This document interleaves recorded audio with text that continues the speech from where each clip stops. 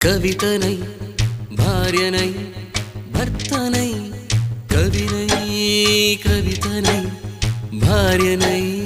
భర్తనై మల్లెల దారిలో మంచు ఎడారిలో మల్లెల దారిలో మంచు ఎడారిలో పన్నీటి జయగీతాల కన్నీటి జలపాతాల నాతో నేను అనుగమిస్తూ నాతో నేనే రమిస్తూ